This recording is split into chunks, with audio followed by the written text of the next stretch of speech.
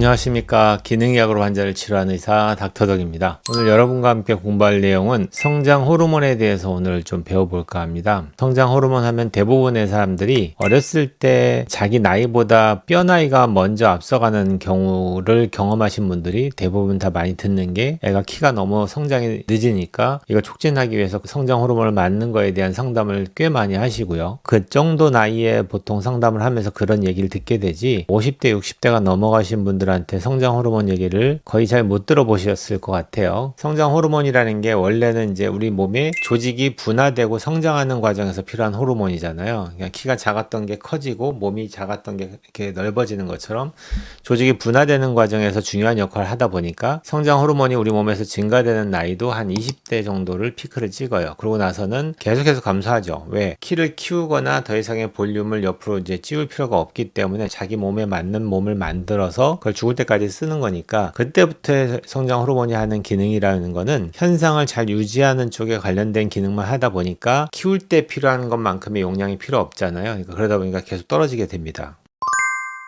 제가 그래프를 보여드릴 건데 보통 한 18살, 19살 될 때까지가 피크가 이루어지는데 혈중에 IGF-1 농도가 한 400에서 500 가까이가 올라갑니다. 그러고 나서부터 계속 떨어지는데 우리가 혈액 검사를 해보면은 미인으로 딱 따졌을 때 100을 잡아볼게요. 100을 잡아서 옆으로 쭉 따라가 보시면은 평균적으로 한 60에서 70 사이가 나옵니다. 제가 보통 환자들한테 검사를 해보면은 100을 유지하고 있는 사람을 찾는 게 되게 어려울 정도로 대부분의 많은 분들이 100 이하를 유지하면서 살아가세요. 근데 우리 몸에서 정말로 필요한 그로스 호르몬이 주로 이제 이펙트를 나타낼 때 우리 몸이 좀 건강하게 잘 유지되기 위해서는 권장하는 레벨이 있거든요. 그 레벨이 150에서 200 사이를 유지하도록 권하게 됩니다. 그렇다 보니까 100 이하로 오신 분들한테 얘를 이제 올려주는 노력이 필요할 거 아니에요. 이제 그거에 대해서 어떻게 하면 이제 이걸 올려줄 수 있는지는 좀 이따 말씀드리고요. 나이를 먹으면서 성장 호르몬이 필요한 이유가 여러 가지 리빌딩하는 작업에서는 그로스 호르몬이 다 작용을 해요. 뼈가 녹고 만들고 하는 새로운 작업이 계속 죽을 때까지 이루어지잖아요. 그때 다 성장 호르몬이 영향을 주는 겁니다.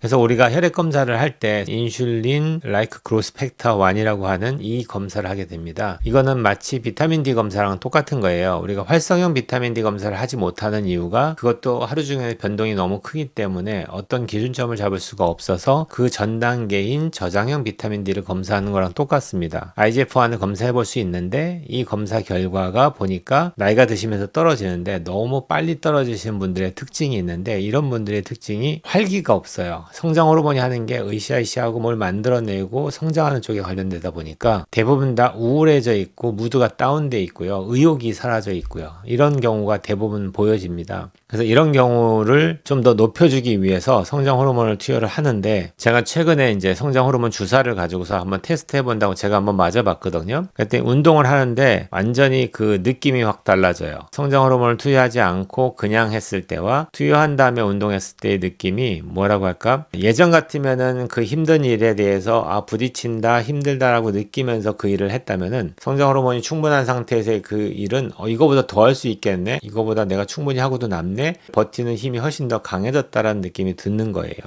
이게 다 연관되는 얘기인데 나이가 드시면서 근육량이 줄어들고 지방이 늘어나고 배는 불뚝해지면서 팔다리는 가늘어지는 이 모든 것들이 어떻게 보면 성장 호르몬이 저하되면서 생기는 현상일 수도 있고 성장 호르몬이 부족하기 때문에 생기는 결과일 수도 있고요. 그렇게 이해하신다면 어떻게 하면 내 삶 속에서 성장 호르몬을 늘릴 수 있느냐, 내 삶을 좀 더 윤택하게 좀 더 활기차게 만들 수 있는 방법이 될 수 있지 않을까 하는 생각이 듭니다.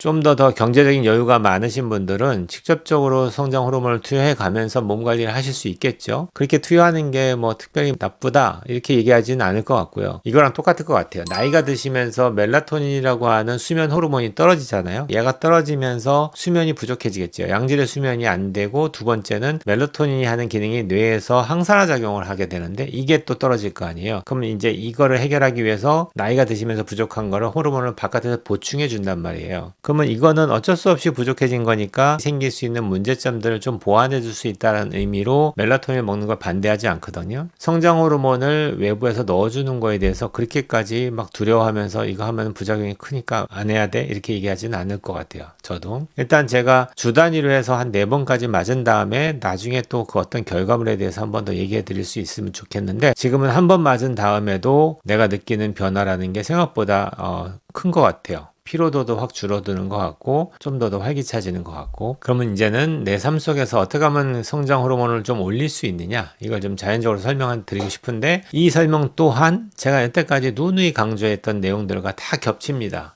그러다 보니까 똑같은 얘기 또 한다는 말씀을 하실 수 있는데, 첫 번째는 수면이에요. 우리가 보통 애들이 잘 때 푹 자고 잠을 잘 자야지 키가 큰다 이렇게 얘기하잖아요. 똑같은 말인데 잘 때 성장 호르몬이 나오거든요. 그러니까 숙면을 취하고 잘 때 성장 호르몬이 배출이 되는 겁니다.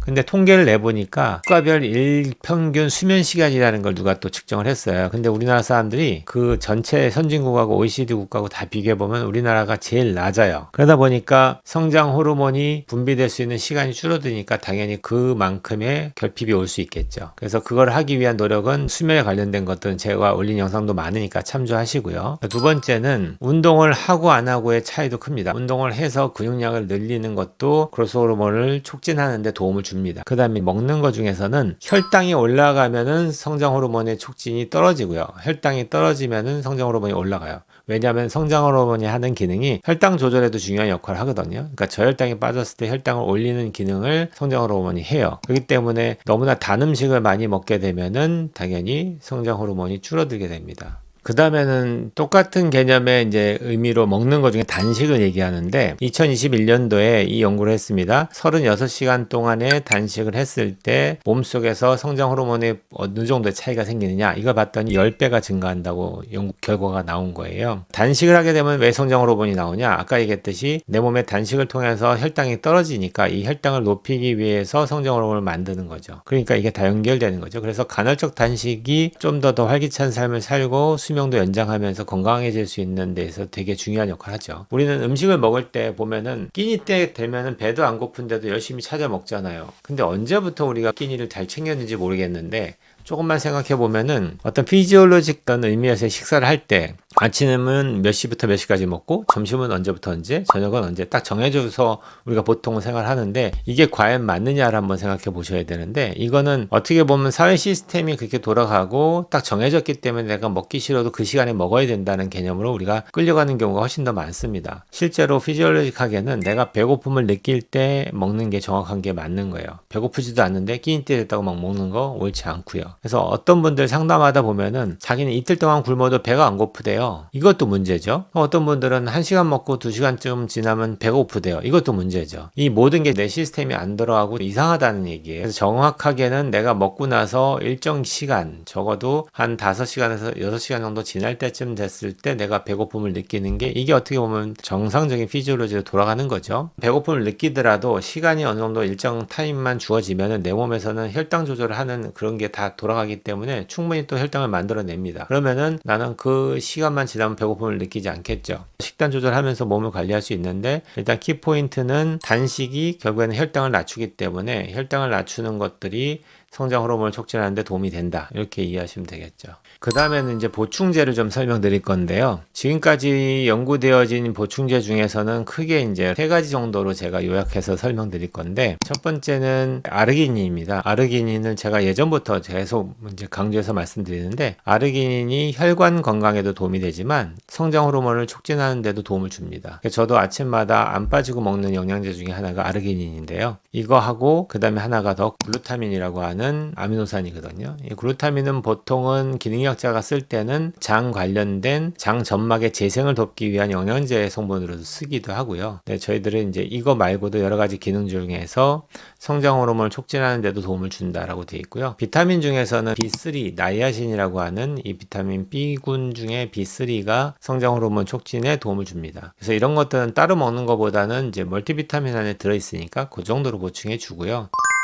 지금까지 말씀드린 거는 이제 여러분들이 삶 속에서 셀프로 할 수 있는 그 모든 것들이고요. 이제 병원의 도움을 받는 건 이제 주사제가 나와 있는데, 디클라제라고 하는 주사제가 나와 있는데, 이거는 이제 비용이 좀 비쌉니다. 한 번 맞을 때 한 병원마다 좀 다르겠지만 14만 원에서 한 15만 원 선에서 주사가 투여되는데요. 주 1회 정도 투여를 하게 되고요. 그렇게 했을 때 횟수는 뭐 정해놓고 하는 건 없는데 한 뭐 10번이든 20번이든 할 수 있고, 하다가 중단했다가 필요하면 또 맞고 하는 것도 전혀 상관이 없어요. 4번 하면 안 되냐? 그건 상관이 없고요. 제가 해보니까 단 한 번이라도 바로 몸에서 느낄 정도로 한 50대가 넘어가시는 분, 저처럼 이제 50대 중반부터 60대, 70대 되신 분들은 훨씬 더 잘 느끼실 것 같아요. 해보면은 훨씬 더 활력이 늘어나고 몸에 에너지가 늘어나는 게 느껴지니까 투여를 통해서 하되, 주의사항이 이제 한 가지가 있는데요. 성장 호르몬을 얘기할 때 모든 조직을 그로스하고 분화하는 데 영향을 준다 그랬잖아요. 그러면 딱 한번 생각이 드는 게, 암이 있는 사람이 성장 호르몬을 맞으면은 이 성장 호르몬이 암세포도 성장시키겠네, 더 빨리 분화시키겠네, 이런 생각이 들어야죠. 그렇기 때문에 나이 드신 분들한테 필요하면서도 주의를 해야 되는 게, 자기 몸속에 암세포가 있는지 모르잖아요.